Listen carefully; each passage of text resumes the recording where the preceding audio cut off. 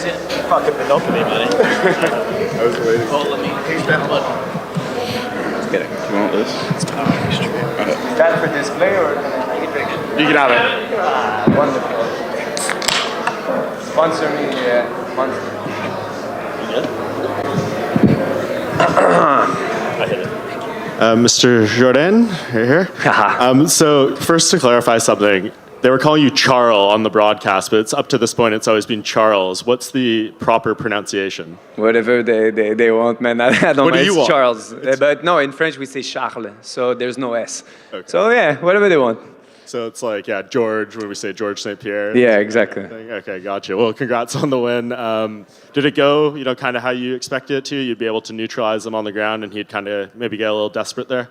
Yeah, I was controlling the inner bicep, and I spent this whole last 3 months fighting those crazy black belt at my gym. I had P.O. Leclerc from like the Danaher Death Squad and all those guys coming down to just submit the shit out of me for 3 months. It was freaking awful. And I don't want to be a beast in the gym. If you're in the gym and you beat up everybody, you're not alpha. You're just stupid because you're not getting better, So I got destroyed this whole camp. My foots are fucked. Like it's rare you don't see a Charles Jourdain fight without kicks.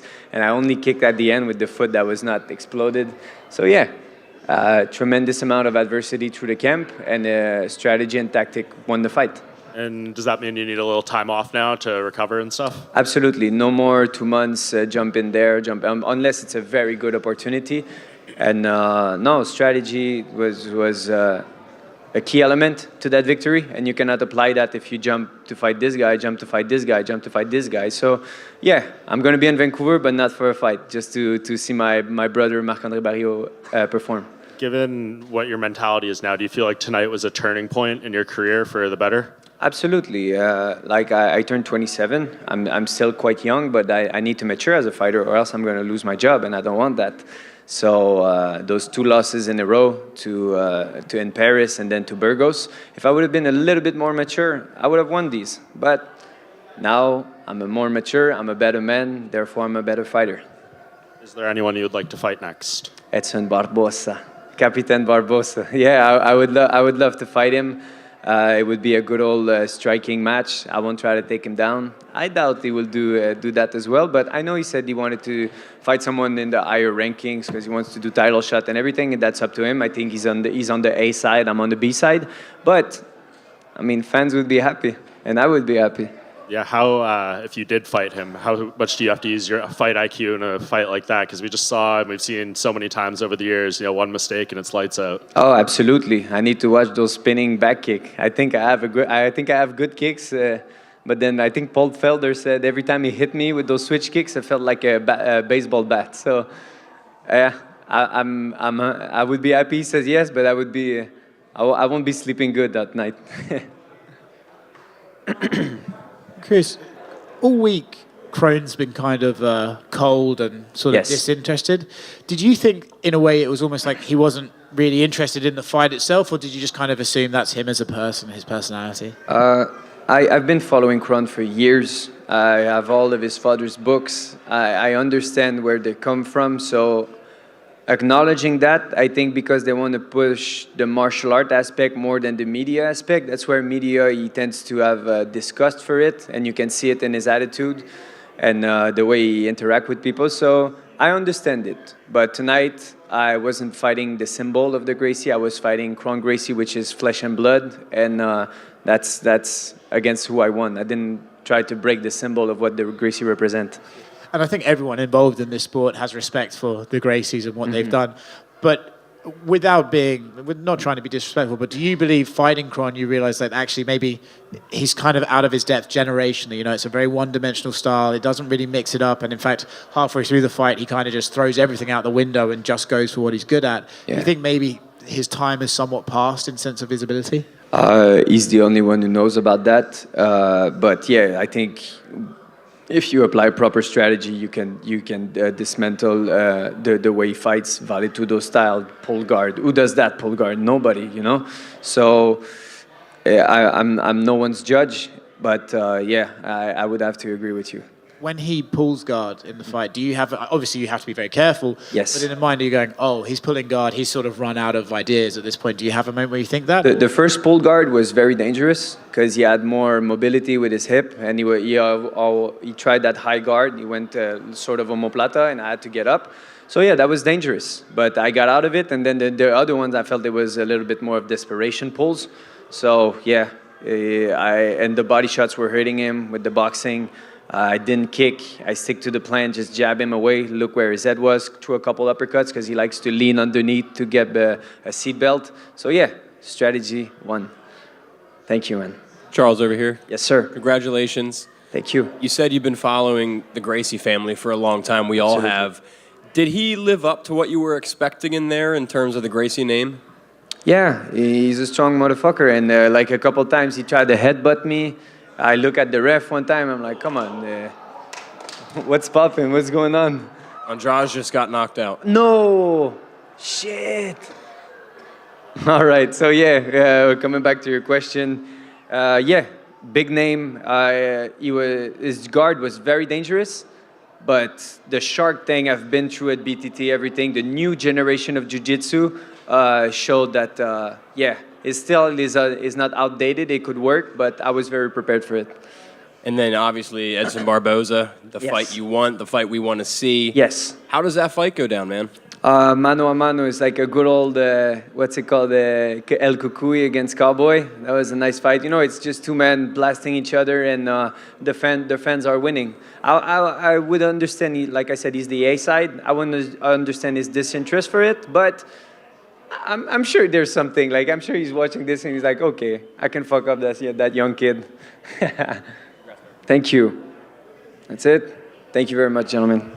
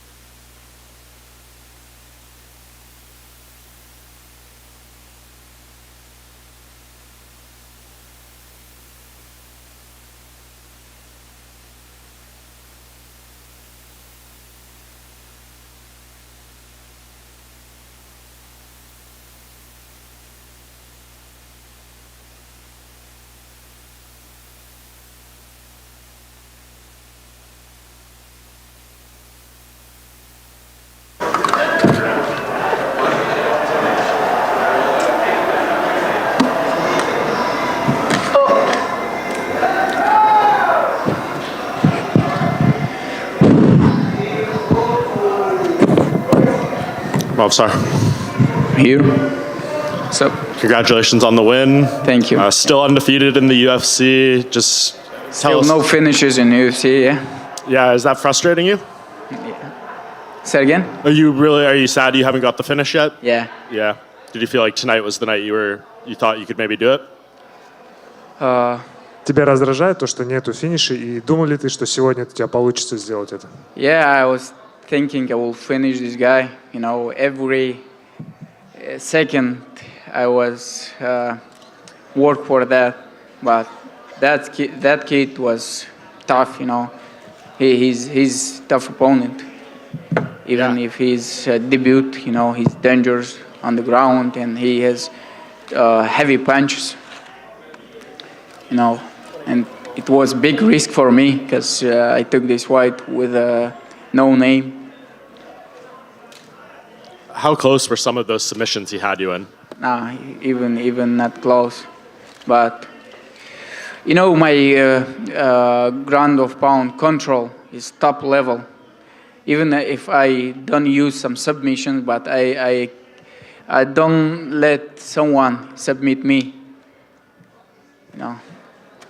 Yeah. Does that? I mean, it's one thing to train, right? To like be caught in submissions and work your way through, but to do it in a real fight and stuff, does that just build your confidence up more that you can get out of dangerous spots? Every my sparring, someone take some submission, but I'm flexible and I'm stable, and no one can submit me. You know, even at the gym. Is the goal to be, undefeated, long-time UFC champion? Maybe, I will. How far away do you think you are from getting a title shot? I don't know, but I will fight next 2 months with someone who has big name, you know, big rating, rank on our division, you know. No more no names. Do you know what date? 2 months. That's a quick turnaround. Yeah, maybe end of the June or first, начале июля, как сказать? Beginning of July. Beginning of July, I will fight. You know, I'm completely healthy, and I need only 2 weeks for rest. I will fight. You've shown you're willing to fight anyone, obviously, but is there someone? Yeah, maybe they organize again fight with Bryce. I'm ready. Thank you. Thank you. That's it? I got one over here. Okay. Congratulations. Thank you, bro. You think you guys did enough for a fight of the night bonus? I hope so. He deserve. His debut. You know, he took fight with number 10 featherweight division with someone who has no loss. And it was big risk for him, but he's finally signed with the UFC, and a lot of fans of UFC knows about him, you know, because of me. And like you said, I think we did enough for fight of the night. From both sides, it was tough fight. And you said you respected him the entire week. Was there anything in there you were surprised about? Because there were moments of the fight, it seemed like it was very close. Что-то тебя удивило именно в его выступлении, потому что были моменты, когда было как будто близко к завершению с его стороны. It looks like it was close, but I feel my hands, legs, you know, and it's not, first of all, for me, you know, like I said, every day at the gym, I have same situation with my teammates, and everybody, you know, удивляется, как сказать? Everyone's surprised in his gym. Yeah, everyone's surprised how I терплю это. Как я выхожу из ситуации. How I escape this situation. How I escaped the situation. Thank you.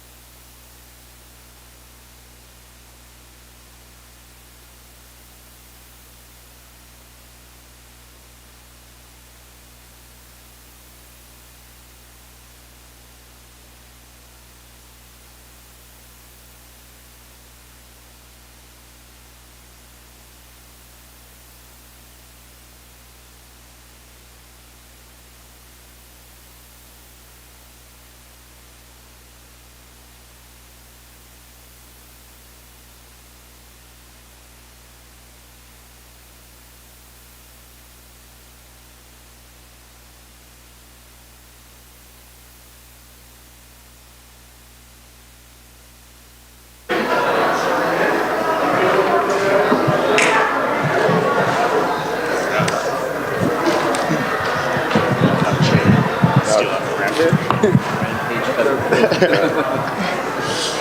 you move that water bottle over a little bit from her, just like an inch or two? It's perfect.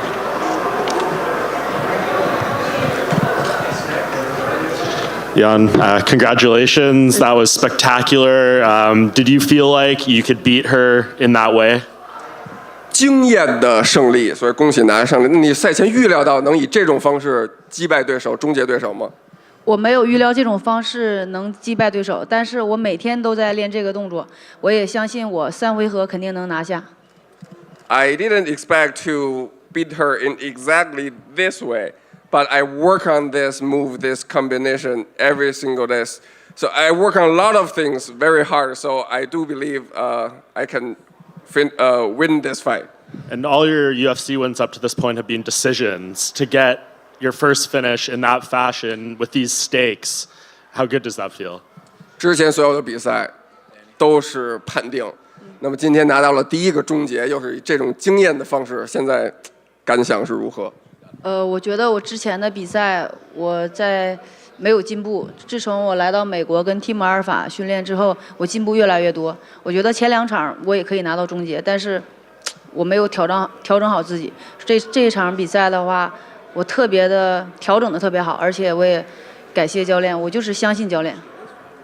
So I think I didn't get enough improved among all my first couple UFC fights. But since I came to the U.S. train at Team of a Male, I was improved a lot. So for my last 2 fights, I think I have the chance to finish my opponent, but just a couple of things I didn't do it well. So for this fight, my plan is just completely trust my coach. Do what they told me, and it's very simple. It seems like you set yourself up perfectly to fight Zhang Weili for the title. They were asking about it in the cage. Do you feel confident that is what's going to be next? 所以刚才也问了，那么如果下一场打韦利挑战冠军的话，怎么样？你也觉着可以打没问题？那你觉着下一场会是对阵韦利来挑战冠军吗？我不知道韦利下一场打谁，但是我肯定是想打冠军。我希望大内外能安排。我站在这个擂台，我就是奔着冠军去的。I don't know what's the plan for Weili on the Weili's side. I don't know if she has a fight booked, but if they give me the chance, I can definitely fight for the belt. Because when I step in the octagon, my goal is just the championship. So I hope Dana can make this fight happen. Who do you think would be the bigger favorite for the people in China if you two fought each other? 如果你跟韦利打，你觉得中国的观众会更倾向谁，更喜欢谁？因为韦利现在是冠军，肯定是倾向他。就是现在就有很多中国的拳迷说我不行，我想让他们闭嘴。Because Weili is the current champion, so I think she's got more favored by the Chinese fans. You know, now there are a lot of Chinese fans critics me, and they don't like me. I cannot share the love from Weili, so I just want to shut them up. And just last thing for me, if you do fight her, break down the style matchup. How do you think you could win that fight? 那如果你们俩真的碰上的话，从技战术来讲，那你觉得你会怎么打他，怎么赢呢？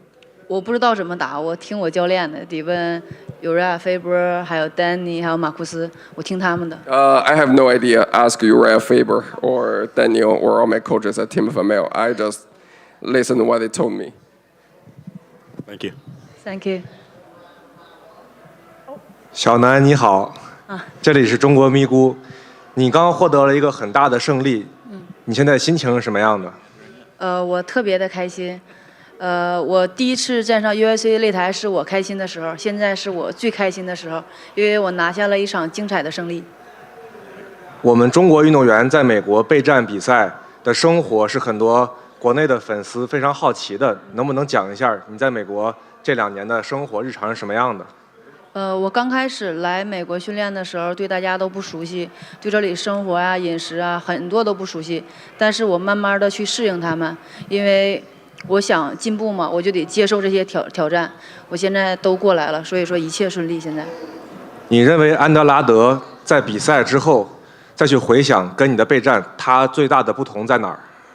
我觉得一样，我以为他的拳很重，但是宋亚东原来就跟我说过，他的拳不重。刚才我也体会了，他给了我几个摆拳，我觉得就我能扛得住，所以说跟我想象的不一样，没有我想象的厉害。那这次比赛你有受任何的伤吗？你的状态怎么样？没有受任何的伤，挺好的状态。所以你下一次打算什么时候再次比赛？看 UFC 安排。最后，请对中国关心你的粉丝、家人、朋友们说一些话。希望中国的拳迷一直喜欢我、支持我，也支持伟丽，因为我们两个都是中国女性，我们都想站在最高的擂台，希望大家一起支持我们俩。非常荣幸能有2位中国的女性同时能够代表中国站在 UFC 这个舞台上。好，谢谢你接受采访。谢谢任总。 Down over here. Congratulations on the win. So you were ranked 6. Obviously, you're going to go up, and you're most likely going to pass Jessica. But how does it feel to you that 2 of the best in the division, or 2 of the best, are come from China and come from your home? 现在你应该是排名第6，那么打完这场比赛，你可能会超过安德拉的排第4或者第3。那很显然，你跟韦利俩人都是这级别，咱可以说是最好的2个选手。那你怎么看有2个来自中国的选手代表着这个级别的最高水平？我觉得中国就是体育项目女子的话都很厉害，我觉得证明中国女孩很有韧性，而且很厉害吧。I think in any sports we always have some tough girls, good girls. So which means we do have some girl really good in any sport. Awesome. And this is your 17th win. And obviously, you put on great performances every single time, and you fought the who's who. And I think you're a little bit hard on yourself, though. I see the media very favorably towards you, especially what I've seen this week. Do you think that being hard on yourself is a component to your success? And maybe you're just a little bit too hard on yourself? 你觉得你打这场比赛，还有每场比赛都有进步，然后呢？但是呢，有时候往往自己也不被看好的那一方，然后包括这次比赛也是。那你觉得这些对你来说也是促进你进步的一个？我不看那些什么谁是谁，就 UFC 看好谁是什么上狗，谁是下狗，我不看那些，我就相信我自己，不管有没有人不看好我，只要我的教练相信我，还有我的家人相信我，我就能做到。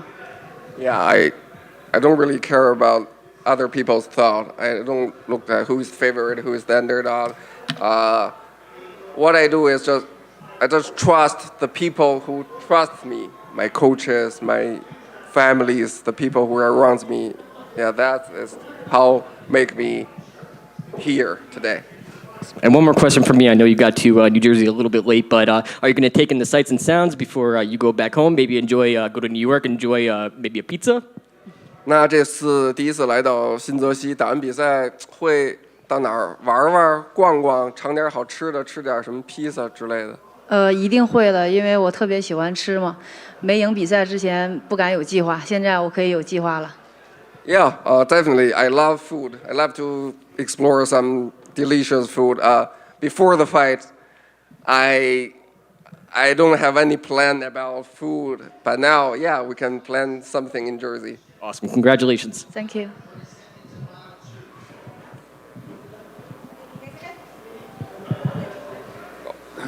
Thanks. Okay. Congrats.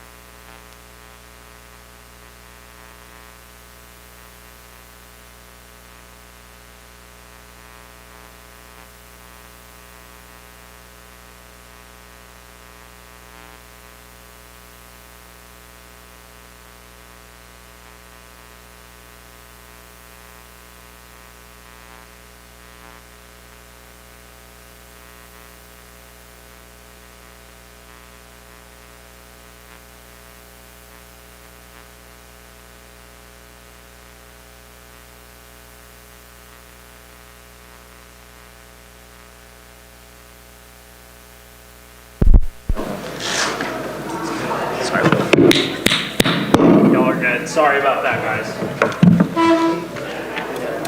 Sam, are we good? Yeah, we're good. We're on, sir. I'll put it in. Well, What up? congrats, man. Obviously, hard-fought victory, short notice and everything. Just give us your immediate thoughts on what happened tonight. My immediate thoughts were, I told you guys, I'm the best welterweight in the world, and to go out there and beat a guy like Gilbert Burns, 3 weeks notice, coming off of Ramadan. You guys have no idea what we went through to get to here, but I love my team, love my crew, and I know with our faith in ourselves and our faith in God, we get through anything. So tell us about what you went through, because there's a lot of the Twitter investigative journalists looking at you stepping off the scale and walking into the arena tonight, maybe a limp. Did you come into this fight injured? Yeah, I mean, you go into every fight a little bit injured, especially a 3-week notice fight.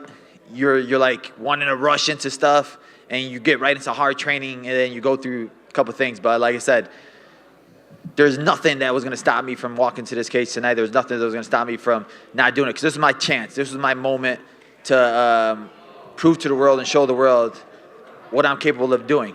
And to do that, I know that there was no pulling out. There was nothing like, oh, man, you know what, never mind. It was like, once I made the decision, we had to go through with it, and thank God we got through it.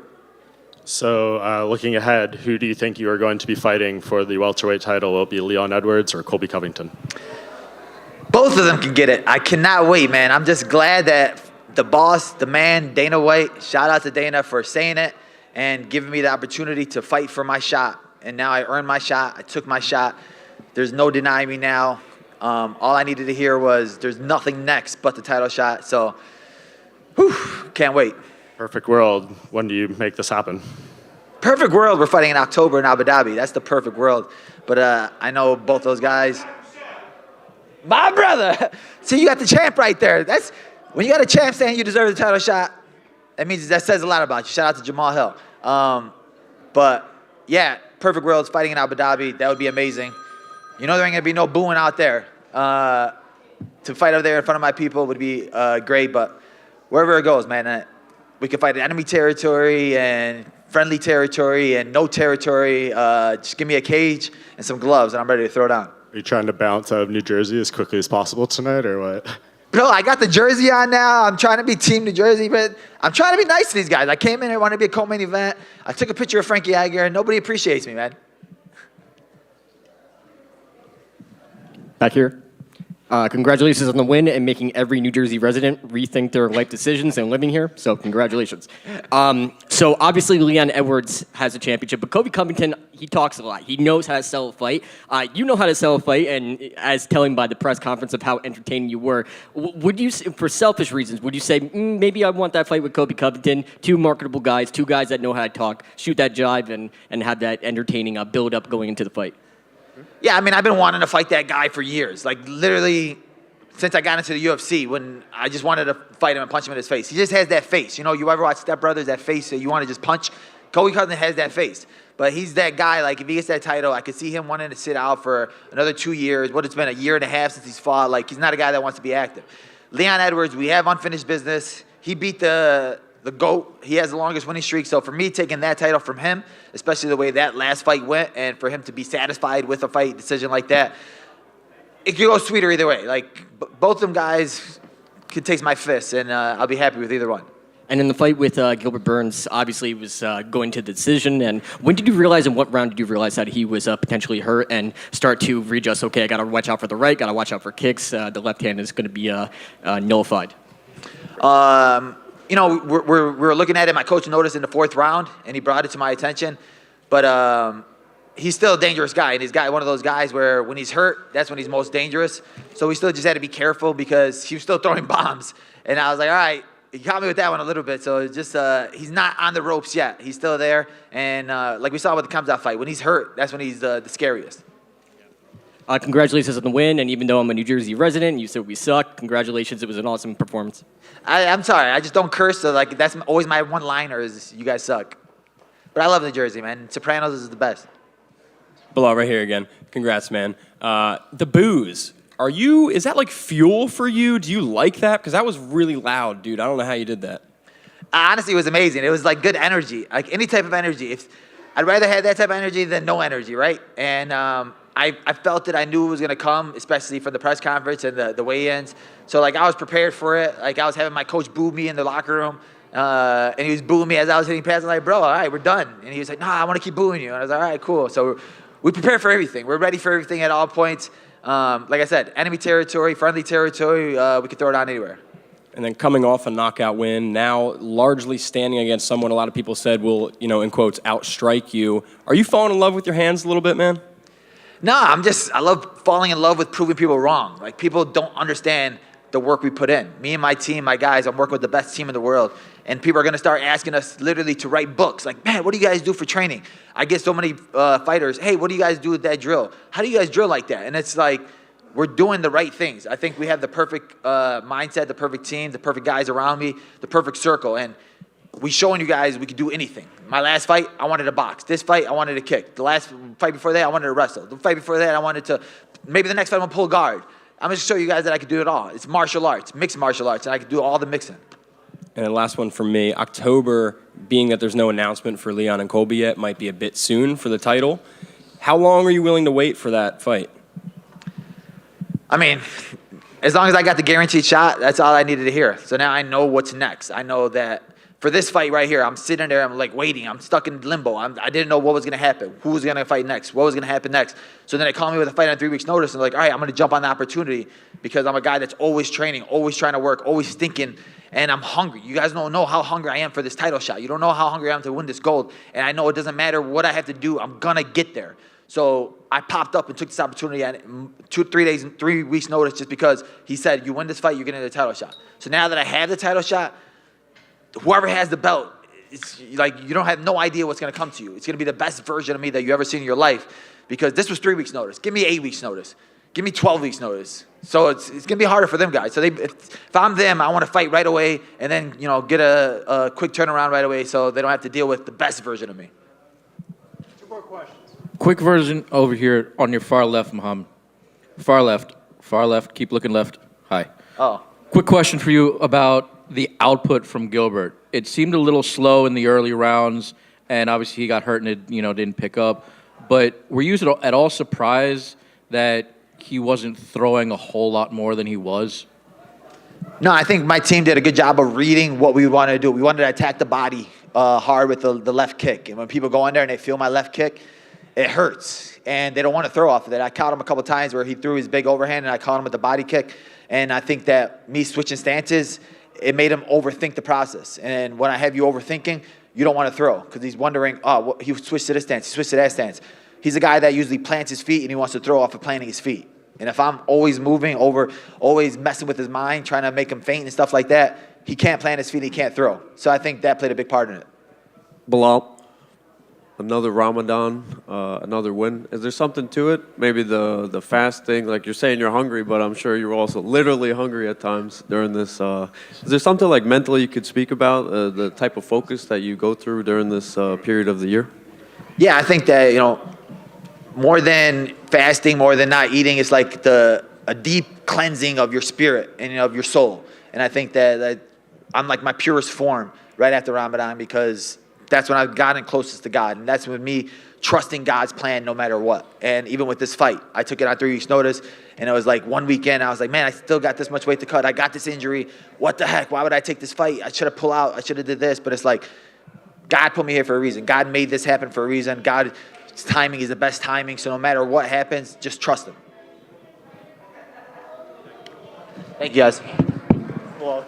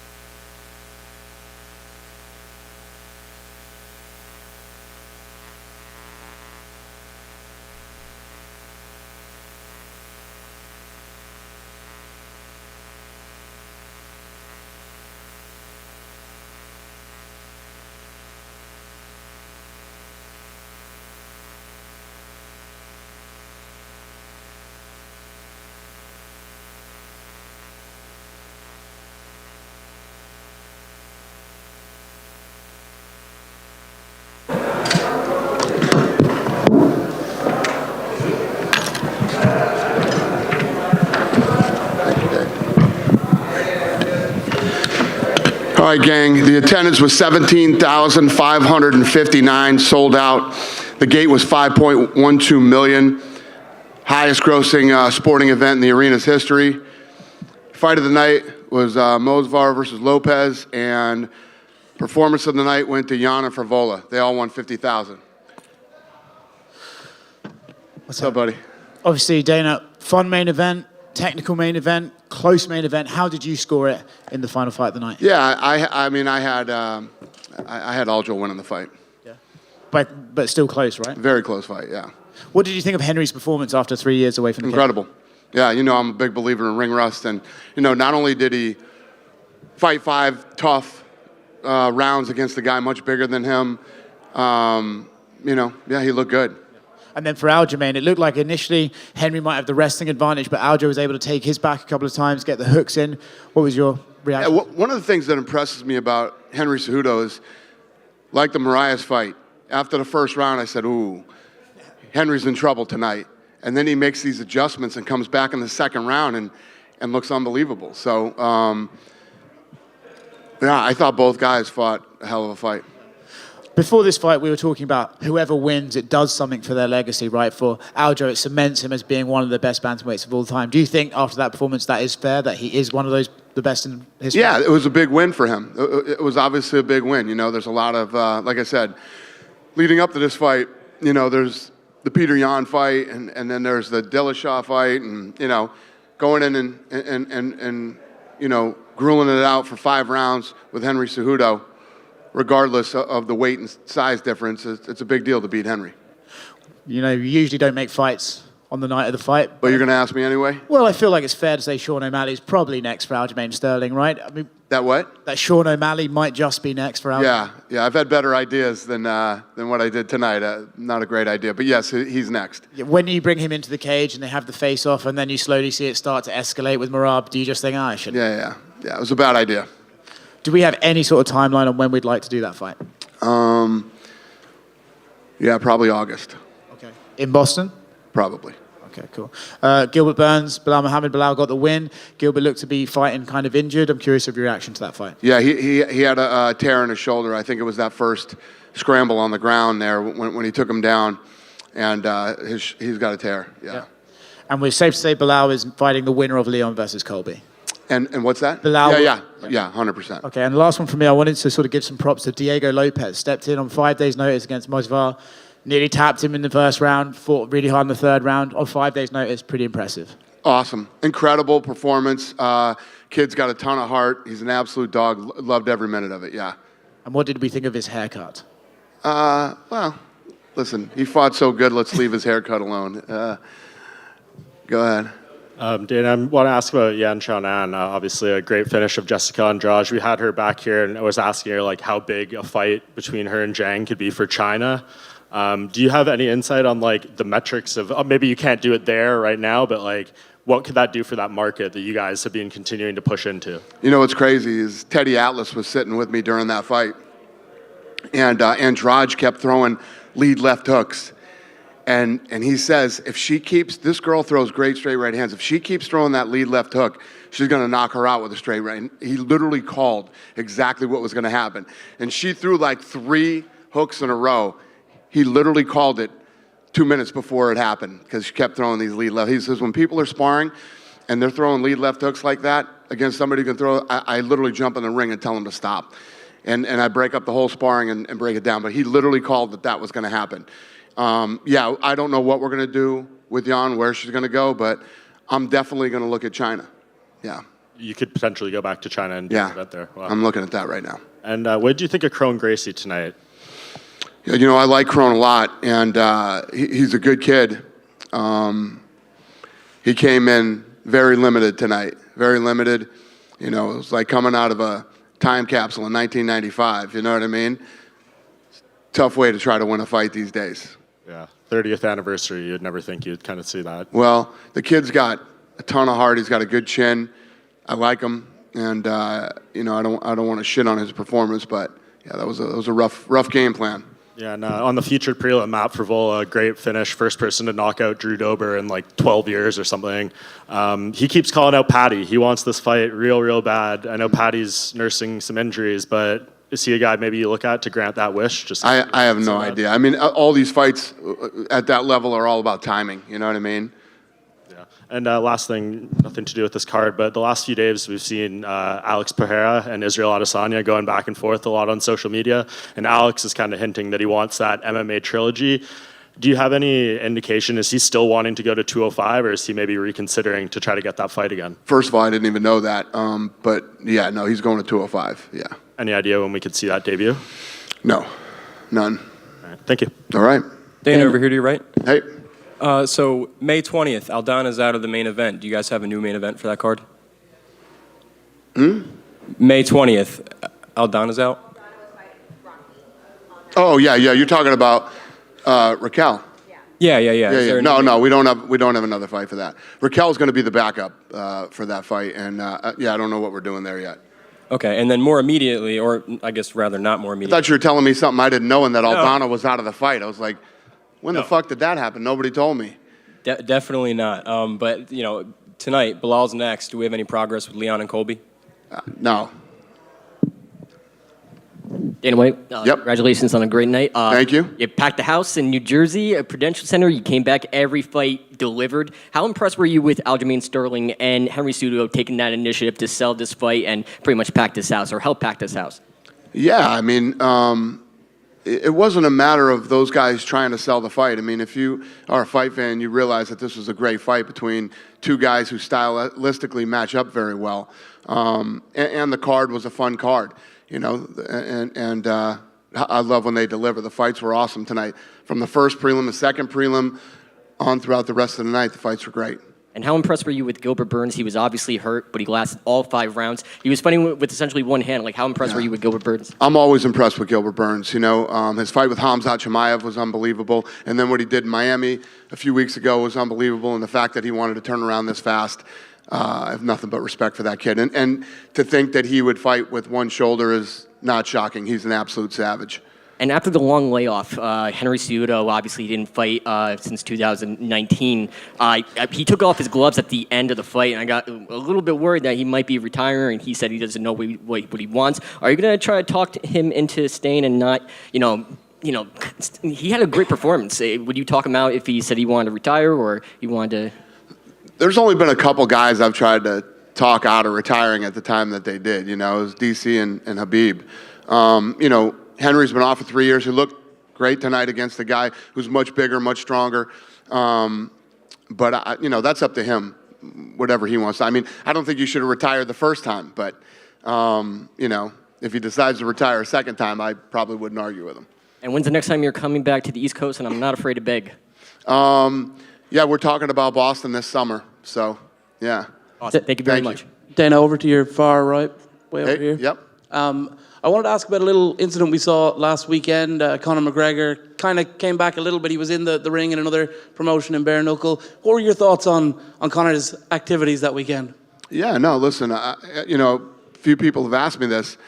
When you're in the business like we're in the business, sometimes it's fun to just go and be a fan. And I think that's what Conor was doing that night. I have no problem with it whatsoever. Have we any movement on when that Chandler fight is going to happen? I know we just saw the announcement that The Ultimate Fighter is going to air in a few weeks. Yeah. Any more news? We don't. Not yet, no.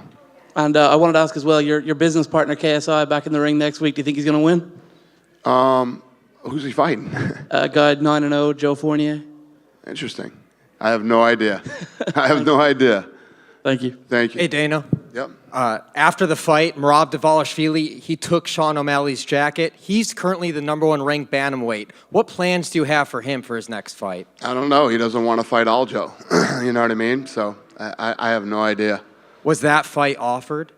What? Him versus Aljo? Oh, yeah. You could have that fight tomorrow. Yeah. Dana, over here. Yep. Speaking of cross-promotionals, I saw the UFC Twitter account retweeted a couple weeks ago a promotion from a skateboarding championship series. Right. There was a few connections we noticed. It was on Rumble, so with the slap fighting, there was that tit for tat, perhaps. And it turns out that Lorenzo Fertitta is one of the owners of that league or of one of the promotions in that. I'm not sure the exact details of that. What was the UFC's decision to do that? Was this like a favor for a friend? Does Endeavor have a part in this? Lorenzo and I own it. You're in part of it. Yeah. Okay. We own a company called Throw One. We own Ridiculousness. We own SLS. We own Nitro Circus. And we own Travis Pastrada's NRX rally car. Okay. Didn't know that. So that's going to be just a staple in the cross promotion, like slap fighting has been the slap power league? I don't know. If I feel like it, yes. Fair. Also getting into the slap fighting promotion, not exactly how you probably envisioned it working in the base. Some good, some bad. A lot of, publicity, negative, your own issues as well. How is this playing forward into the next season? We saw promotions of it on there. It's been incredible. The deal that I just cut for Slap is bigger than the UFC deal we cut with Spike TV after the first season of The Ultimate Fighter. I don't give a shit what the media says about it. They don't matter. So money-wise, it's working out, is what you're saying, basically. It's fucking unbelievable. Not only is it unbelievable money-wise, it's been unbelievable as far as social media goes. We're number one in all of sports. And when I say all of sports, if you take the NFL, the NBA, the NHL, F1, WWE, and who am I forgetting, and added them all together, their numbers don't compare to Slap's. Yeah. Yeah. That seems a little doubtful. Yeah, you can doubt it all you want. I mean, I was covering for the finale of it, and I saw the numbers on Rumble, and there were people watching, but... There were people watching. It did 3.2 million viewers, and 1.7 million of them had never been to Rumble before. Well, I was one of those, that's for sure. Thank you. I appreciate it. But it certainly, that number didn't show up on that counter that Rumble had. But that's how it works when you stream. When it's streaming, it's not really the actual number right there. It's the same thing when you go live on Instagram. I mean, is Eric in here? What's a like if you have a big number and you're streaming, how does that exactly work? Kind of the same as you're saying. So we did Right. Instagram Live tonight for the walkout for the red corner for the main event. We had 21,000 concurrent. We don't have the total. Yeah. So he was saying 21,000 concurrents. What's a massive number when you're streaming? I mean, we were the biggest stream on a Saturday for Slap. The good thing is that most of you guys don't understand social media and how it works. And what publication are you from? MMA Mania. Okay. I'll give you the numbers on Slap that were done by a third party that does this. We didn't pull the numbers. These guys are like the Nielsen's numbers for social media. We destroy everything in sports with Power Slap. Okay. And are you at all concerned that some of it is perhaps, and I'll apologize in advance because it sounds a little rude, but no, fire away. Some of it might be laughing at, not with kind of a deal, like bad publicity being, Do you think I give a shit? That's I why I just did a deal that's bigger than the UFC did when they went on Spike TV. I don't give a shit who's laughing. You know who's laughing? This guy. There you go. That's who's laughing. That answered my question. Thank you. No, my pleasure. Dana, right here, just second row on your left. Yeah. Just wondering your thoughts on the atmosphere tonight in Newark and the fight week in general, and do you want to come back here? Yeah, it was awesome. It's been a while since we've been here. We'll be in Atlantic City next. We'll be back in Jersey, and we're doing Atlantic City next. So we have a great relationship with the governor here. He's been awesome to us, and yeah, can't wait. And then my other question is about Movsar Evloev. He got a good win in a close fight against Diego Lopez. That arm bar was deep, and that knee bar was deep.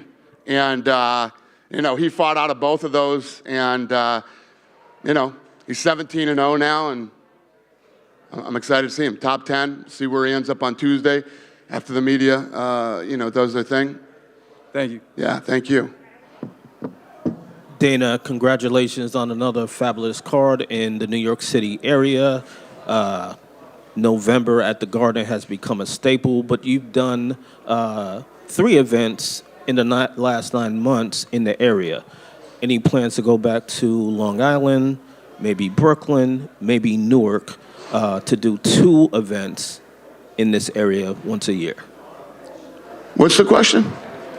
Any plans to do multiple events in the New York area outside of Outside of Jersey? In New York, you mean? the New York area? Yeah. Madison Square Garden is that Absolutely. Atlantic City, MSG, I don't. Other than that, I don't know right now. But those two for sure. Okay, and a quick point. Aljo mentioned perhaps going to the Caribbean, having a King of the Islands thing. What do you think about going to the Caribbean? I think that sounds fun, but highly unlikely. Yeah. I bet you my entire staff will want to work that event, but I don't know if it's going to happen. Aljo said the same thing. Yeah, I would love it. Thank you, sir. Dana, question. Hey, Henry was just so close tonight. Great main event. If he does stay, I know you guys had a brief conversation in the cage. If he does stay, what do you need? It's hard to say, but two wins, one win, and he's right back in the title contention. How do you see his path if he doesn't retire? It is tough to say. It would depend on who he fought, what weight class he was in, how he did. I mean, there's just a lot of ifs on something like that. But coming off a 3-year layoff like he has, and again, when you think about what an incredible athlete Henry Cejudo is, and he's coming off a 3-year layoff, and you look at this tough fight he was in tonight. And then you look at John Jones and what John Jones did. That's why you can't really say it enough how special and how incredible John. I know you asked me about Henry and I flipped this whole thing into a John Jones, but it's just so true. And one of the things about Jones too, for some reason I was thinking about this tonight during the fight. And like when he fought Alexander Gustafsson, it was the first time he'd ever been taken into deep water. And John, outside the cage, didn't make all the best decisions. And who knows how hard he really trained for that fight or what he was doing before that fight. But to dog it out the way that he did, it's just like, you think about all the great fights that happen and you think about the stuff that John Jones does, it's pretty special. I know I didn't answer your question, but this is where we ended up, sorry. Dana, right down the middle over here. We haven't had an update on either Rose Namajunas or Dustin Poirier in a while. Do you have anything planned for them in the coming months? Not off the top of my head, no. Thank you. Thank you. You guys done with me? Go ahead, sir. So this is the first time we've had Aljamain Sterling as the headliner of a pay-per-view, or really of any event, actually. So how do you feel about him as carrying an event here? That's hilarious. Yeah, I mean, it was sold out, highest grossing event in the arena's history, sporting event. It was good. It was good. It was a good fight. I mean, people knew stylistically. I mean, the crowd, it's in his hometown and people were cheering for Henry. I don't know what that means, but yeah. At the end of the day, no matter what anybody thinks of either one of these guys, the one thing you did know that it would be a damn good fight. One thing he's been trying to do for many years, as you know, is trying to get a fight in New York, and he's had some issues with the commissions and the medicals and that kind of thing. Is that something that you can kind of work with the commission for to try and kind of expedite things in any meaningful way to kind of, because he fights everywhere else? Yeah. I mean, obviously we would, if he wants to fight in New York, we'd do everything we could to try to make it happen. I mean, but the commission tells us what we're going to do. We don't tell them what we're going to do. Of course. Yeah. One more thing about main events here. We are finally going to have a flyweight non-title main event for the first time in 6 years. Is that something you kind of realize as you're planning these events, that we really haven't gone to flyweight to headline these fight night cards? No. Never crossed my mind at all. There's a lot of demand for these fights. People like the flyweights. They're exciting. They're fun. Is that something you might think about planning more in the future? What is your question? I'm confused by this. To have more flyweight, headliners and that kind of thing, especially on fight night cards. Sure. All right. Thank you. Yeah, just two quick follow-ups. Yeah. Speaking of bantamweights, do you know what the latest with Umar Nurmagomedov is? Everybody's asking. Yeah, we were talking about him earlier. That's a guy not everybody's beating the door down to fight. So, yeah, we'll figure something out with him. How difficult is it when you have guys like that? It's really tough to get them their breakthrough fight. 100%, especially when, it's always hard when you have these guys that are in the top 10. When you start going 7, 6, 5, 4, and then this guy's behind. Nobody wants to take that risk on a guy that isn't ranked. It's tough. Those are the fights. Listen, those are the fights that publicly everybody says they'll take, but privately nobody wants to take them. Yeah, and just last thing, I want to drop a stat for you. With Henry Cejudo's loss tonight, fighters who are over 35 below the welterweight division are 2-29 in Holy title shit. fights, and Tyron Woodley got both those wins. What does that kind of say about how difficult it is for aging fighters at the lower divisions? Fascinating. I mean, yeah, I don't know. I never thought about it till right now. Listen, I don't care who you are, how good you are, whatever the deal is. Taking 3 years off. Muhammad Ali was off for 3 years. He never looked the same when he came back. He was still great, still did amazing things, but never looked like he looked before he took 3 years off. It's tough to do. And I don't know. I mean, a lot of you guys in here are combat sports guys might know the answer to this, but who other than John Jones has taken 3 years off and come back and looked as incredible as he did? Go in there and finish a guy in the heavyweight division, a division in which he's never fought before, as quickly and as easily as he did. Maybe George St. Pierre, but he had a tough time with Bisping too. Yeah?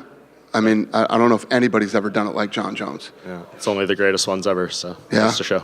Thank you. Cool. Thank you. Good night, everybody.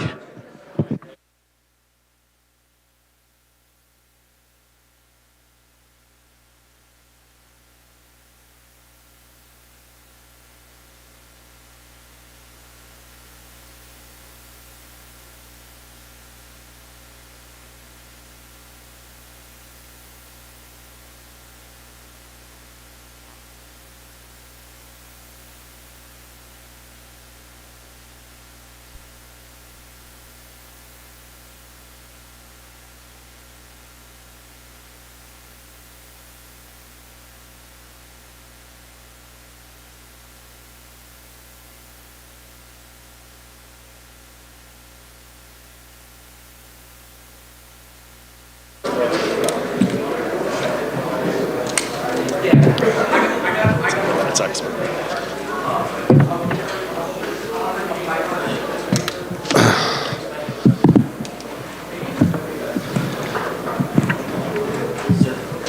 Henry, I know not the outcome you were hoping for tonight, but just give us your immediate thoughts on the fight. I know some people felt you won. Sean O'Malley was in here. He said he thought you won. Did you feel you won? Sure, why not? I gotta rewatch the fight. I just know the improvements that I have to make to flip that. You know, it's like, yeah, I fought my ass off, but at the same time, it has been 3 years, but I had a great training camp. You know, could have done more, or could have adjusted. Not could have done more, but could have adjusted on some things, and that's kind of what bugs me a little bit. Just stupid little errors, like particularly that first round. I was winning it, put him to his back. I just allowed him to kind of steal it at the very end, and I mean, there's a lot of people who think that I won. I mean, I don't know. You tell me. I mean, typically the way I see it, if I don't dominate, like, it's just hard, man. I'm such a fucking competitor, man. I don't think people realize that. Like, to me, it's all or nothing. If I'm not first, I'm fucking last. You know? Fair play. I know there was some moments of success, but you kind of said there, like, do you think in some of those sequences, if you didn't have the 3 years, like, before when you were fighting, would you have been a little sharper there? Do you think the time off had a lot to do with it? Because I know you feel you're a smarter fighter now, but was the execution just not there? Yeah, probably. Like, even when I retired, after I won the Olympics, I retired for 3 years. It was incredible, the fact that I made it all the way to the semifinals at the Olympic trials against the #1 guy in the world, and I missed the Olympic team by that much. I only had like maybe 7-8 matches of competition, but just to like take it there. You know, sometimes you make your own bed, and that's what happens. You know, I got to go back and really think about what is it that I want to do, because I'm out to chase greatness, man. I'm just not out here just to fight, man. Just to hear the crowd roar. You guys tell me, good job. Oh, I think you won. Like, my dream is to just reach mountains that nobody's ever climbed. And I think, and that's partially why I take my resume that serious, and that's probably why I even started the shtick, because I am proud of it. You know, can I say it? The Olympic champ, the flyweight champ, the bantamweight champion of the world. the greatest combat athlete of all time. Like that's, this is the stuff that motivates me. And I mean, it is what it is, man. I will say this, man. Aljo was awkward as hell, dude. Like he was. Like I now understand the funk. I thought it was just his breath, or the fact that it was probably a little smelly, but the dude was he is a little awkward in there. If you don't have those right guys to mimic him, it's different. It's just different because he's a freestyler. Like he's just he's out there making adjustments on the move, or he's just moving just to move, or he's doing certain things just to do, and it'll mess with you a little bit. What do you think? I know, and when you talked to Rogan in there, you said you're kind of internally conflicted. It's been a few more minutes, not too long, but if you had to bet right now, do we see you fight ever again? I gotta watch the fight. I think that's the biggest thing. I mean, Dana did it. It was pretty cool that Dana did help me remove my gloves, which is really nice. I got a nice little handshake from him too. I don't know, man. I gotta lay back. You know, my wife's pregnant. Like we're getting ready to have another kid, and even these last 2 to 3 months, like not being able to give my kid that attention that I'm a good father, man. I love spending time with my kid. I love playing with them, and it's just like cutting weight, not holding her, kind of neglecting that, like just having a lot of my training partners play with her. It's almost like those are the stuff that maybe to a lot of people, maybe a lot of you guys don't give a fuck, but to me, the time with my kid means the world to me, especially the fact that I have another one on the way. No, as it should. And just last thing for me, it still shows you're held in high regard. You probably haven't seen this, but Brandon Moreno took to Instagram and basically called you out. He said after his next fight, he wants to fight you in Mexico City. He would even move up to bantamweight. He said, F the belts. And that's a fight he seems to badly want. I guess now everybody wants a piece of me, huh? Yeah, I guess we'll talk about it. I mean, money talks. If the UFC wants to put it together and there's a nice little budget in for both of us, I ain't doing it in Mexico, though. Hell no. We can do it here in America or something like that, but I'm not opposed to any of that. Yeah. Not to just immediately start building your next fight, but what exactly is the issue for people who don't know between you and Brandon? We were friends at one point. He even lived with me for a minute, and got him on the Ultimate Fighter show. That didn't plan out. That didn't work out. We picked him. We tried to pick him second due to the way the stats work in the team stuff. He ended up going to the other team. He ended up training with Benavidez, and we just became unfriends. You know what I'm saying? But we were close at one point. But that's the last of it I'm thinking of. Like I'm after gold, man. Like my biggest thing was to sincerely beat Aljo, fight O'Malley, and then go after Volkanovski. If I had a close fight, a close split decision with Aljo, I mean, what I had planned with Volkanovski is just like, fuck, man. You know, it hurts me. That's what burns. It's not that Aljo fight. You know what I'm saying? It's the fact that what I had already premeditated. Yeah. I would never come back if I didn't think I could do something like that.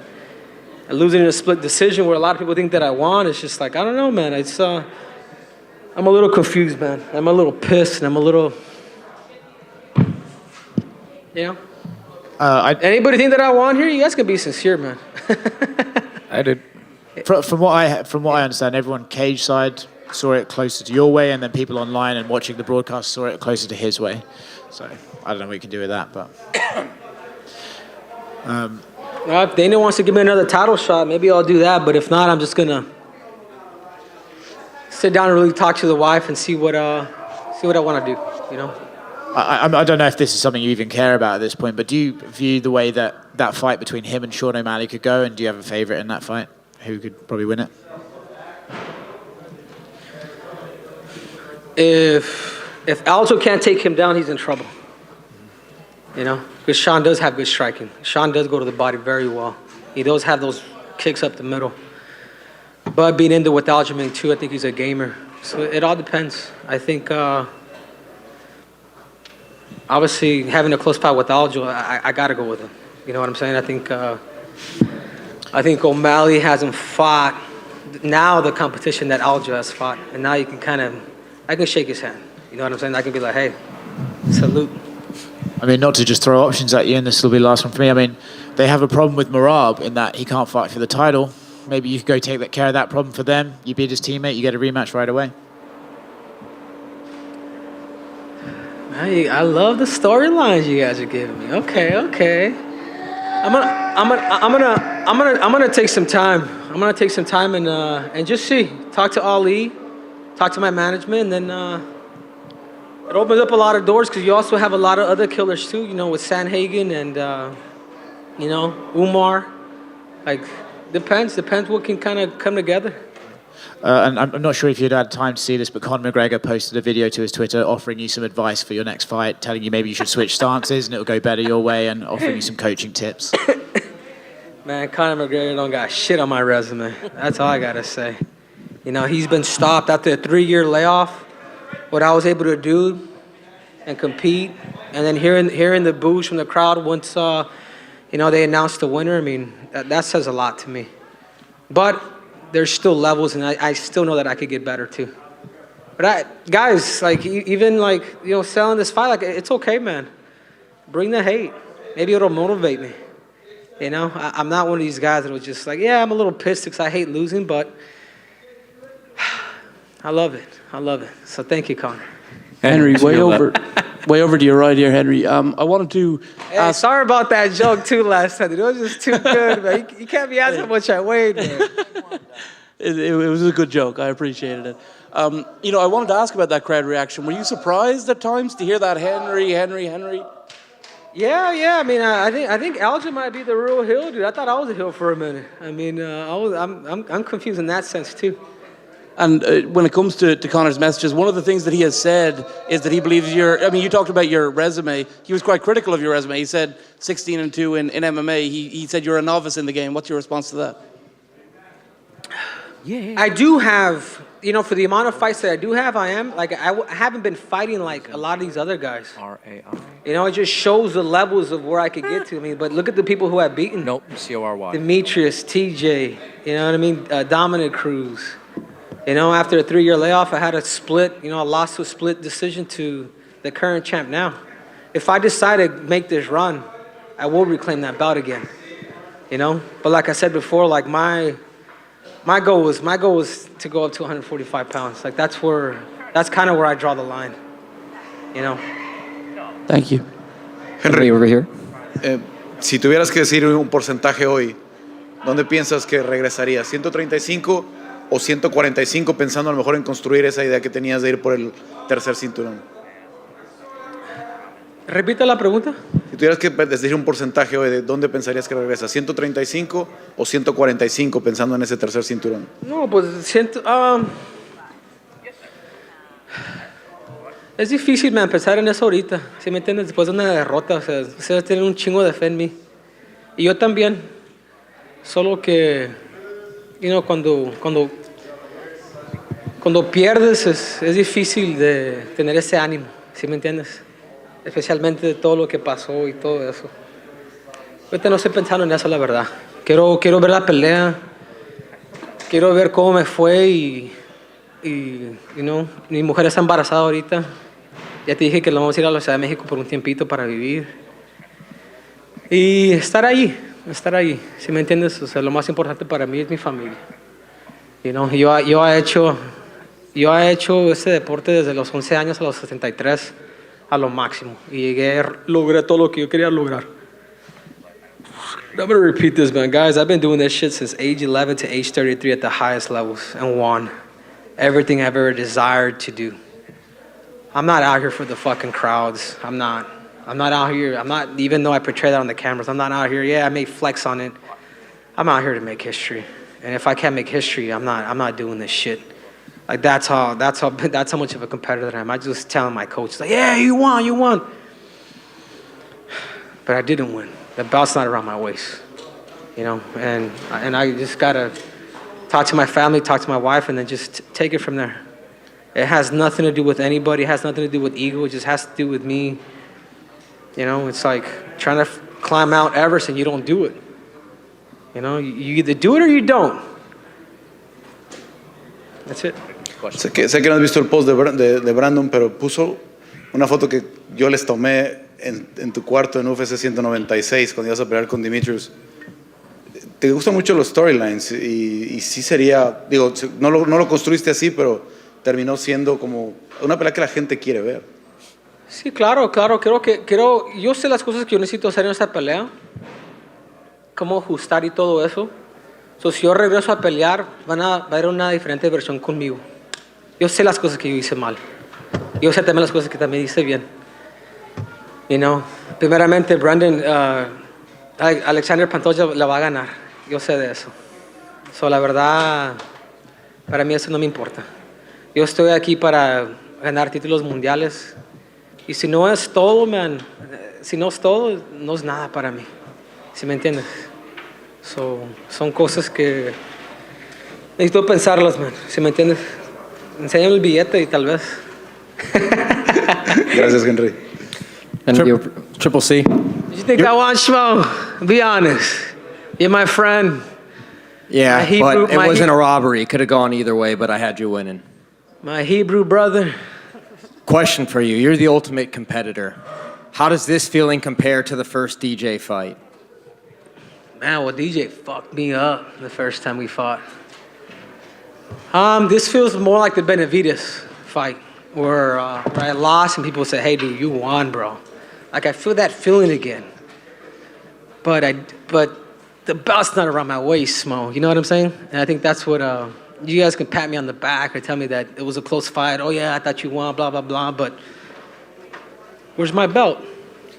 You're always adjusting and changing things, taking it fight to fight. Is there anything you would have done differently? I know it's fresh in your mind, but is there anything you would have done differently leading up to this fight if you could have done it over again? Yeah, not let that first one kind of slip away. He kind of stole it after I had taken him down. I relaxed a little too much against the cage. I probably should have respected his cage a little bit more. I was trying to catch a breather in there just to kind of, catch my threshold and be good, but he ended up stealing it. So little things like that, man, that kind of bother me because that's the stuff that I hit on people, And lastly, now that he has a victory over you, where would you put Aljamain Sterling amongst the all-time bantamweights in UFC history? Yeah, he beat the Triple C. Put him at number one. You have to, man. I mean, look at the people that he's beaten already. Henry over Unless they give us a rematch. There we go. Question for you, Henry, on your left, far left. The counter wrestling was excellent. He wasn't able to get in any real shots on you. You were able to stuff, I think, pretty much all of them, or at least made him had to chain a few things. I noticed you weren't doing a whole lot of offensive wrestling, initiating the wrestling exchanges. Was that on purpose, or did that was the flow of the fight? Was it game plan? How'd that play out? No, because I noticed that Aljamain, he likes to take breathers, like when he's on bottom. If you even notice when I was on top of him, like I made him get up, I'm like, because he'll do certain things where he'll be on bottom and he'll just chill out. He'll just hang. He'll stall out there. So to me, it was like, I was going to start with the takedowns if I was able to fatigue him and really break him down and then bring the takedowns in. And then really get on top of him and start hurting him. But if I wasn't doing that, I got to keep it on my feet because it's not enough because he will catch his breather. So that's kind of more of where the game plan was kind of going for me. Just adjusting and I wanted to break him down first before I started really picking up and bringing that wrestling in. And I wasn't doing that. What do you mean by that? I didn't hurt him enough to really do that. So take my chances on my feet to really solidify something or win the rounds that way. Like I said, man, he'll catch his breathers. Like I've seen it with Jan and I've seen it with a lot of these other fighters. Would perhaps a breather not maybe have won you around? For him? For you, won you around. If you're on top and he's just stalling out. I just didn't know how the rounds were. So I got to go back and rewatch that fight. Like everything's kind of fucking a blur a little bit. Henry over here. Yeah. Congratulations on a tremendous performance, especially 3 years away. You looked like you never stepped away. Is it hard being the competitor that you are to see the positives? I mean, you guys packed this house, sold out crowd, broke records. You performed like you didn't take a step away from the cage. Is it hard to see the positives right now, just being the competitor that you are? Yeah, it is hard. It is hard. It is hard, but like I said, man, I gotta go back, rewatch that fight, and just take it from there. You know, I know there's a better version to me, but you know, take risks, man. Go in there and try to scrap. You know, like the only thing I can promise is my best, and my best wasn't enough. I ran to your buddy Nick, and we were getting lost in the arena trying to find his floor seats. But nevertheless, we talked. It just seems like you're a perfectionist. You get to the highest level of the sport, wrestling, and MMA, being that perfectionist.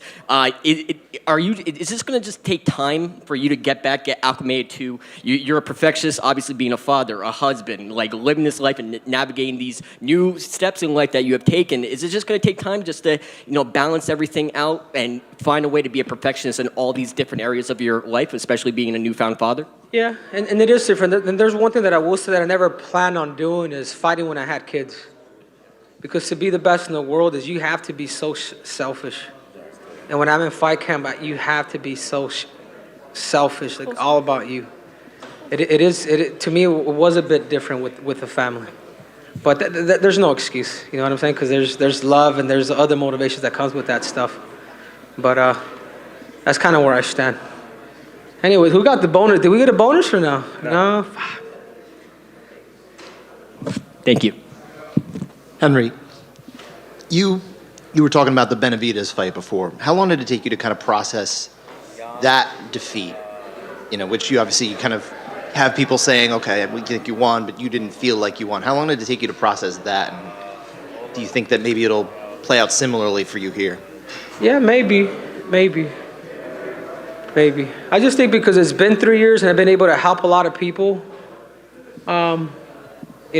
do some amazing things and make certain adjustments for them, that it's been, it's just different, man. It's like you can't serve two masters, you know? And I have to make that decision. Because if I'm in full time if I'm going to do this, then I'm in full time, you know? Or I just can't dabble into both. You know, like I said, guys, like my biggest thing is I want it all. If I can't have it all, I don't want none of it. And I mean that. You were talking about earlier in the week, you guys were planning on doing some stuff in the city, maybe go get some pizza, that kind of thing. Is this the type of thing where maybe you change plans, or are you still going to try and do some family stuff and try to get out there and move away from this, at least temporarily? Yeah, of course, man. Like it's, I owe it to my wife. I owe it to my family. You know, I'm going to Brazil here in a few days. We're gonna enjoy the city a little bit. You know, pizza might be a little bitter, but you know, we're gonna enjoy it. Thank you. Henry, just got one for you on your left. So I know there was a lot of talk about the grappling between him and D3 and all that stuff, but once you got in there and now that it's done, can you just talk about how close of a matchup it really was? Those grappling exchanges were pretty nice to see and really close. Yeah, what were the takedown ratios? I don't even know. I don't know the stats off the top of my head. I'll pull it up right now. I think that'll help.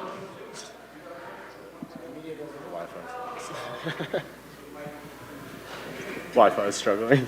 Yeah. What'd you think, Mike? What'd you think of the fight? Cage side, I thought you were up 3-1 going into the fifth, but that was only one angle, no replays, anything like that, so it's kind of hard to see. But that first round was very close, and I think the back take was a big piece of it. Takedowns, he was credited with 4, you were credited with 3. Okay. He had 135 significant strikes, you had 99.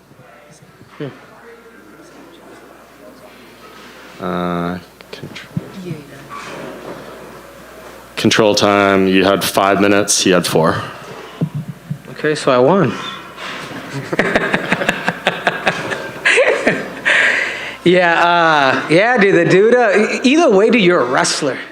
You know what I'm saying? Like, he was able, of course, dude, you know. If he was able to, and he did say something. If I'm able to lock my hands, it's different. And then I felt that, I'm just like, fuck.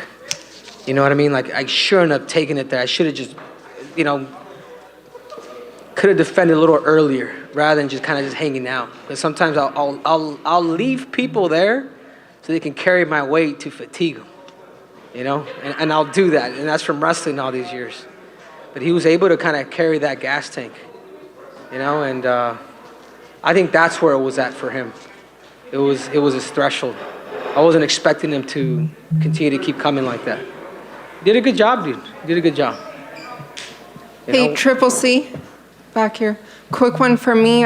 They just posted the scorecard, and in the 5th round, the same judge that scored your fight against Joseph Benavidez for Benavidez was the one that scored it for Aljo in the 5th round.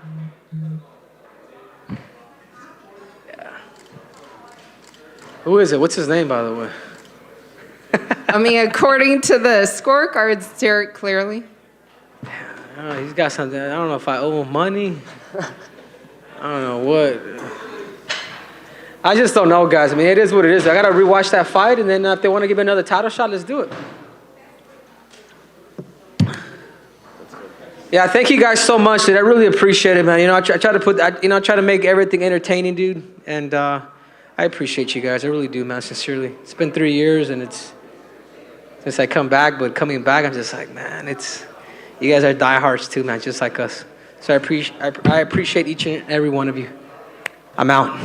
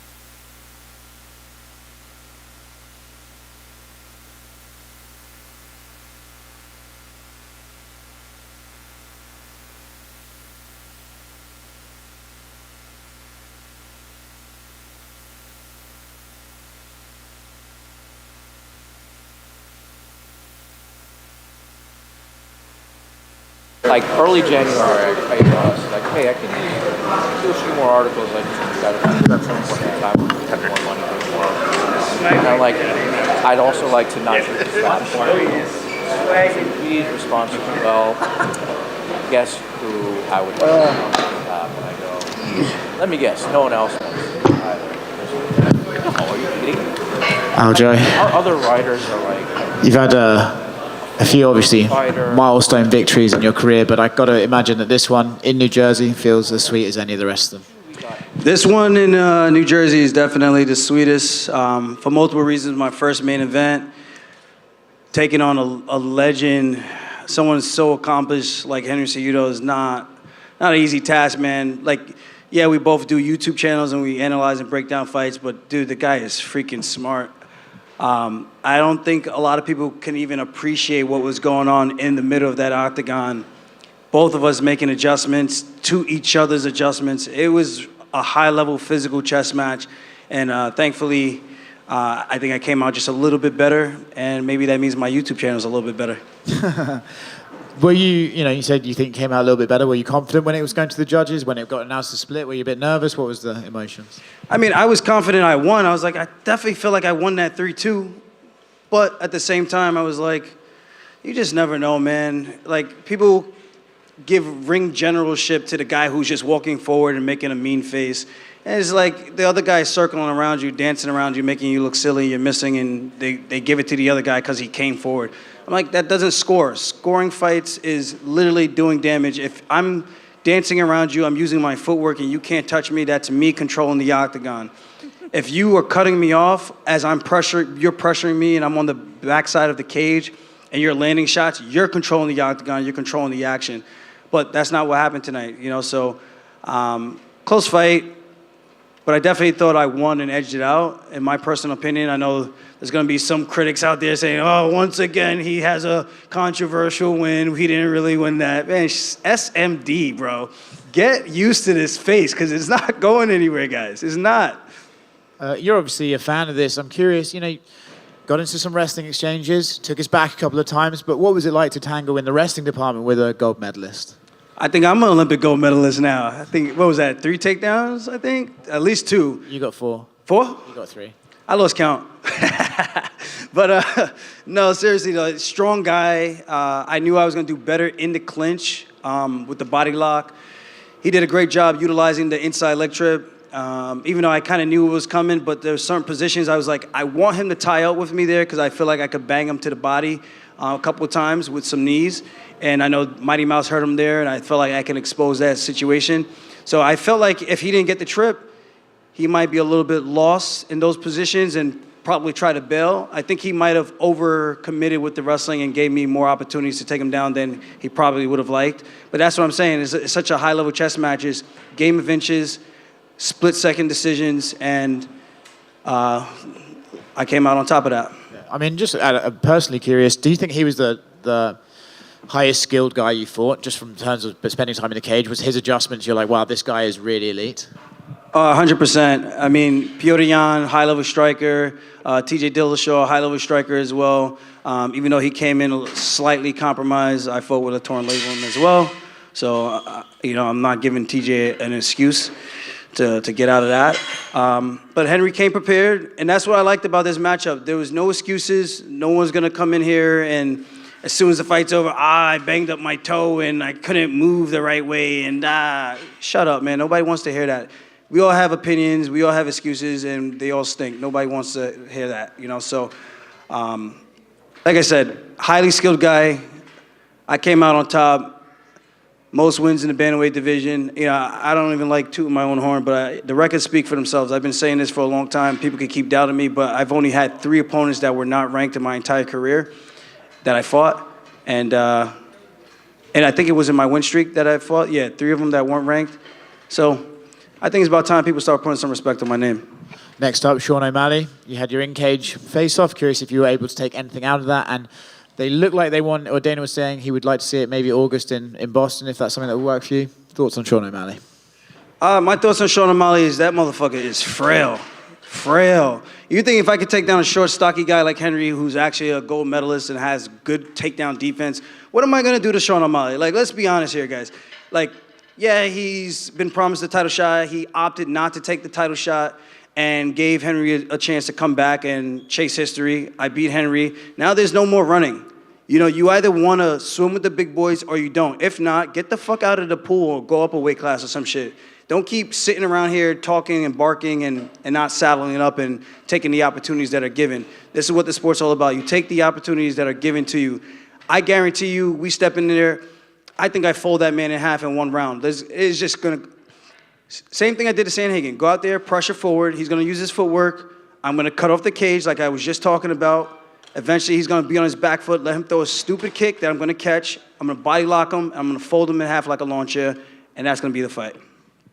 Signed, sealed, delivered. Don't even need to see it now. You just gave us the perfect breakdown right here in front of you, Aldo. Just that chaos in there, though, like a lot of people, think something with him and Merab. Did it feel like it was close to getting out of control for a moment in the cage there afterwards? I don't know. I was in a different world. I was ready to jump on his back if I needed to. And I think I might have tapped him and turned him around, or I don't even know what I did. But I was just like, yo, don't fuck with my boy. That's pretty much it.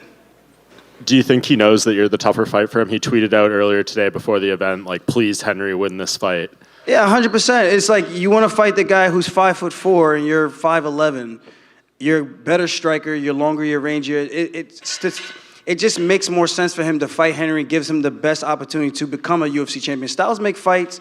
Physicality makes fights. And that's what people have to do. You have to analyze the situation and break it down. And I think sometimes people just forget about all those things and they just look at, oh, he's so good. The Flash, his hair is colorful and he smokes weed. Dude, I smoke weed. Like, what the hell are we talking about? Like, you know what I mean?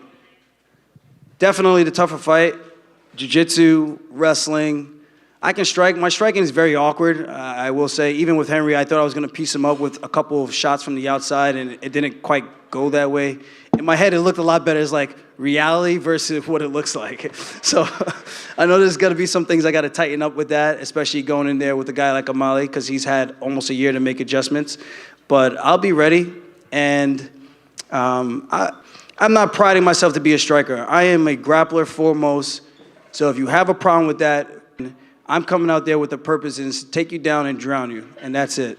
Is it exciting to prepare for a fight where your opponent is more or less one-dimensional compared to these recent guys that you've been fighting who, you know, have strong wrestling, jiu-jitsu, and striking?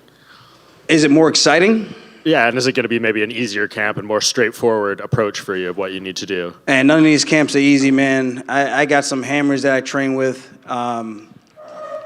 You know, and it's a fight's a fight. Like, he could easily land a 1-2 that stings me right on the chin and put me down. And that's just what it is. It's a fist fight. Like, anything could happen in there. And I understand that. The last time I underestimated somebody, I was staring at the lights. And I don't even remember staring at the lights. I woke up in a hospital. I came to my senses in a hospital against Marlon Moraes. You know, so I've been humbled by this sport. And I think O'Malley needs to be humbled again. I guess him breaking his foot against Cheeto, that wasn't enough for him, so I got to do it again to him.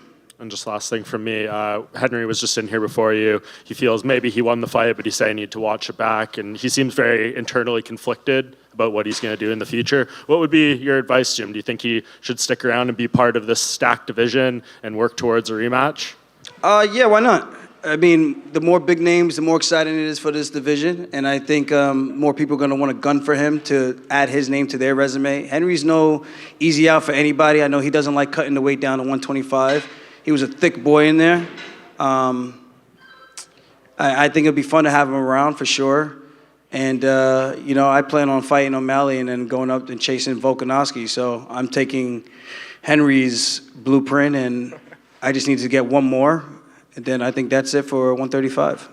Hey, champ, on that note, congratulations on the victory. So it's a guarantee that you only have one more fight at the 135-pound weight division before you go up to 145? It just depends on how the fight goes. You know, if I lose, you know, knock on wood, then, you know, I stick around. Merab gets his shot at 135 for the belt, and I help him, and it is what it is. Fighting at 135, I don't want to say I'm the bigger guy, but I make the weight, but the weight cut is not easy and it's not as fun going through the training camps when you have to make sure you're predominantly cutting weight when you can be skill building. And I'm not saying that's how much weight I cut. It's just I'm very lean and I've gotten older. It makes it harder. 145 could be a breath of fresh life for me, and it can make me. So that's kind of the way I'm looking at it. I could bulk up a little bit. Maybe I'm not fading in that 5th round as much as I'm doing now. I don't even think I really faded in the 5th round tonight. I think it was demeanor to want to win that round, really shine through. And I was kind of kicking myself about that because I wanted to dominate the 5th round and show my dominance. And I was really pissed about that. So that's one of the things. That's probably why I was a little more reluctant to celebrate, because I want to put a stamp on it, something kind of like a highlight or a cool ending to the fight. Even like a Max Holloway thing, pointing to the ground like, let's fucking go. Like I wanted that, but then he got the takedown, kept me against the cage. I was like, this is not the way I wanted the end of the 5th round to go. But it is what it is. A positive thing he said about you was you are the greatest bantamweight of all time. Asked him that. So when you hear that from Henry Cejudo, how does that make you feel? I appreciate it. I let the fans decide that, though. And it is what it is. I can't really... That's not for me to call. That's why I love sports, because everyone has a different opinion on who's the greatest and why they're the greatest. And that's up for interpretation. So I let the fans decide on that. And for me, I know I'm up there. I know I'm in that conversation. And at the end of the day, I'm comfortable in my own skin. I don't need that for approval to feel self-worth. I'm happy. I accomplished a lot in this sport. I accomplished a lot in this division. I'm making history. My name's going to be in the history books for years to come, decades to come. And good luck to anybody out there who's going to try to chase that resume, because it's going to be very tough to beat. And lastly, you've been dealing with nagging injuries quite some time now. You went down to Columbia Bio Accelerator. You got the stem cells. How are you feeling overall with this camp? And you think you're going to have to need any surgeries or anything like that before the next fight? I mean, right now I'm feeling good. I think I could take a few weeks off and let the stem cells continue to do their thing, build on the injuries with the rehab stuff that I'm doing over at the UFC PI. Aljamain Sterling Day is May 23rd, so I get to celebrate that back in Long Island, Nassau County. So I'm excited about that. I get to have some downtime with my friends, actually create some memories outside of fighting. So I'm looking forward to that as well. Just signed a new partnership with Nerd Focus. So there's a lot of good things. Nootropic energy drink. So I'm just looking towards the future, keep my body healthy, do as best as I can to stay consistent. I would like to fight in September, then fight again in December. People think I just want to sit on the sidelines. I only get paid when I fight. So guys, I don't want to sit on the sidelines. I want to be active, but when I get injured through these training camps, it's hard, So I'm trying to do the best that I can. All of us like to make money. All of us want to be active, and we know the fans love it. So that's what we're trying to do. We try to put it on the line for them, time in and time out. Congrats. Congratulations on a huge win. You packed this house. You broke records. You and Henry put on a masterpiece. Like, you guys were Van Gogh and Rembrandt out there. You guys painted a masterpiece on that canvas. Is this more than just a title defense for you? This is validation. You are everything that you say you are? I felt validated well before this, but I know for the fans, some of the fans out there, they might feel like this gives me a little bit more validity, but everyone's going to always have an opinion. They're going to have something to criticize and say, and at the end of the day, that's not for me to judge. It is what it is. What can I do? I can't force someone to believe. If it's either you agree or you don't agree. I'm out here trying to chase something great. I'm out here really trying to do something with my life, and I'm not saying other people aren't. But this ain't an easy sport, man. There's a lot of people who don't stick around. They don't last very long, barely even make it to their second UFC contract. I've been here since 2014, and that says a lot. That says a lot about my resilience, says a lot about perseverance, just not quitting, giving up on yourself when the time gets tough. I lost 2 fights in a row, split decision to 2 guys ranked in the top 10, and my job was on the line. That after my very first contract going into my second one, after talking a whole lot of shit about 2 fights in a row. So that's how quickly things could change. I could be here one day, down here the next. So I don't take it for granted whatsoever. And I think that's what people should try to realize about life. Just don't take nothing for granted, man. Life is short. Go out there, chase the things that you want to do, and go get it, man. Don't let no one dictate or tell you what you can and cannot do, because if you do that your entire life, you'll never get nowhere. And if I listened to everyone else who said I was done, I had no chin and whatnot, I'll just be back home just being a gym teacher and never knowing what I could have truly accomplished because I didn't chase my dream and my goals. Here I am today, 3 defenses in a row. Like, life is fucking good. Like, I had no idea I'd be here. Bought my mom a house, bought her a car. Like, this is icing on the cake for me. Like, thank you to the UFC staff for providing this opportunity for me to ever set out to do something like this. And gratitude is the biggest way of just showing signs of respect for me. And I might talk a little shit to my opponents, but at the end of the day, I know we're all chasing the same dreams. And like I said before, sometimes in this sport, you got to crush another man's dreams to accomplish your own. You showcase so much creativity and intelligence in there, and the strategy, it seemed like, because some of it was just way over my head, some of the technique that you were showcasing, but what's the strategy to make sure that he didn't get that shot off? Because people stay out of the pocket, and that's what Henry uses because people are afraid of the takedown. So, he always keeps people at bay because they're afraid of the takedown. He's able to get shots off. What's the strategy from the great Regalongo and the great Matt Serra and yourself to keep that pressure on, and how soon were you able to make adjustments, and did you have a plan B and plan C in case that didn't work? Yeah, I always have a plan B and plan C. You got to be able to adjust. And I think coming into this fight, collectively, we all knew, like, if I get the fight to the ground, he's fucked. But, for the most part, I didn't really get to do too much on the ground because of the timing of when I got the takedowns. So it was just more so trying to be creative on the feet, not taking too much damage and inflicting as much as I can to try to outpoint where I can outpoint. And if I could get the takedown, try to do as much damage as I can, and in the clinch, being the bigger, heavier guy, longer guy. I know he had some trouble with Mighty Mouse in the clinch position, and I felt my range and my length, being able to just lift my knees, attack the body, I'll be able to beat him up in those positions, and that's what we did tonight. I have like our ideas that we think about, which can be the keys to victory, and that's the game. If these fighters aren't taking notes, that's a sad thing. You have to be able to adjust in the middle of the fight. If you can't make adjustments, good luck, because it is hard, man. You get to the top, you don't get here by accident. You have to be one of those guys who can flip the switch, change it up, in literally split seconds and make reads. And one more question from me. Can we all agree after this week that Merab is a national treasure and needs to be protected at all costs? I think we all need a friend like Merab in life, just saying. Oh, 100%, man. Like I said, this guy would take his shirt off for anybody, not even knowing any one of you guys, he would do that for you guys. That's just the type of dude he is. And there's not a lot of good people in the world like that today. I think sometimes people forget, like, even though, we fight this kind of a rough, savage sport, but we're still human at the end of the day. And he's like a prime example of what it's like to be outside of the cage. Like, we're in here, we're trying to be vicious, we're trying to break records, we're trying to hurt each other. But outside of that, he's a really good dude. We're really good people. At least I like to think that. And I think that's the way you kind of got to live your life. Like, I treat